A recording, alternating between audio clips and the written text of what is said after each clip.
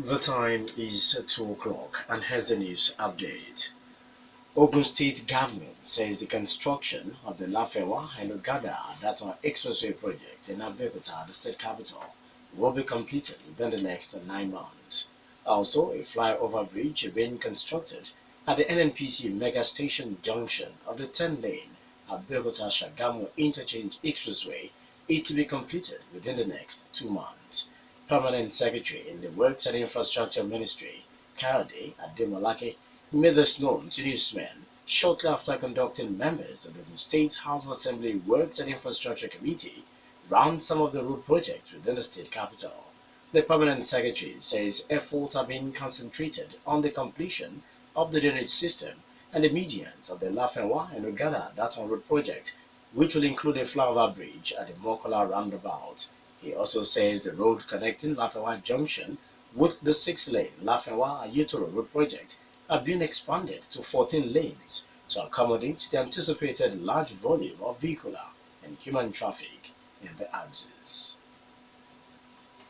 Oyo State government has directed people living in homes located on the bank of rivers in Ibadan metropolis to vacate them following massive flooding that has caused havoc in parts of the state capital. The flood submerged scores of houses, trapped people in their homes, and swept away several vehicles. Environment and Water Resources Commissioner Isaac Fashola, who issued the directive in a special broadcast, says that government is trying to identify public schools to accommodate those asked to vacate their homes ahead of more flood. He explains that 14 streams and rivers have been identified in the city in contract awarded for widening their channel, while filling stations have been asked to clear their drainage. The African Union is sending a fact-finding mission to Eritrea and Djibouti as tension mounts over the disputed border at one of the world's busiest shipping routes. The UN and the regional body, IGAD, have called for calm. The tension has been driven by Qatar's move to withdraw its peacekeeping forces from the border. The peacekeepers have been in place since 2010 as part of efforts to resolve a dispute over the status of Dumeria Mountain and Dumeria Island, claimed by both Djibouti and Eritrea. The two countries' armed forces clashed on the border in 2008 and later accepted Qatar's offer of mediation and the deployment of peacekeepers, though bilateral relations have remained strained. Nigerian Communications Commission (NCC) says banks cannot take over Etisalat Nigeria Limited following the collapse of their negotiations over the unpaid 541 billion naira loan.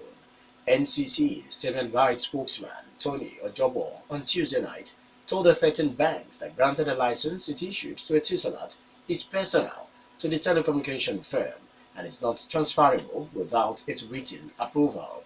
The 13 banks seeking a takeover of Etisalat include First Bank, GT Bank, Fidelity Bank, Access Bank, EcoBank, Stanbic IBTC, Union Bank, and UBA.